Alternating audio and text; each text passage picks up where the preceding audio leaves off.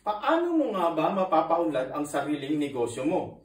Para sa akin, na nag-i-experience pa lang magnegosyo, ito yung mga nakita kong katangian na dapat meron tayo. Number 1, dapat meron tayong malaking vision para sa negosyo natin. Second, willing tayong matuto ng mga ibang bagay para sa pag-unlad ng negosyo. Pangatlo, dapat lagi tayong busy, lagi tayong trumatrabaho, lagi nating trinatrabaho yung mga vision o pangarap natin para sa ating negosyo.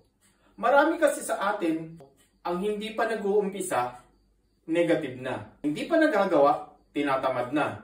Hindi pa ina-actual, nahihirapan na. At higit sa lahat, hindi pa nauumpisahan, sumusuko na.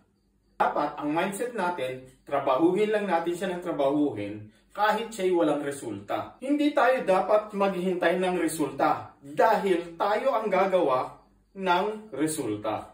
Hindi ko naman sinasabi na lahat ng gagawin natin ay magkakaroon ng magandang resulta. Pero ito lang ang tandaan natin. Dahil sigurado ako sa dami ng ginagawa natin at gagawin mo, tatamaan mo yung tamang formula para sa magandang resulta. Kaya huwag kang maniniwala sa mga taong negative na nagsasabi sa iyo na walang katiyakan at walang kasiguruhan ang lahat ng ito. Dahil kung naniniwala ka sa sarili mo at sa vision mo na maaabot mo ito, tuloy-tuloy lang, huwag kang hihinto. Dahil alam ko na darating yung oras mo at oras ko na magiging achievers tayo at magiging CEO ng sariling negosyo. So don't forget to share, like, and subscribe on my YouTube channel, RDB Real Talk. Same thing din sa TikTok and Instagram and my Facebook page. So, pwede nyo rin ako sundan sa aking Facebook account na Roger De Vera.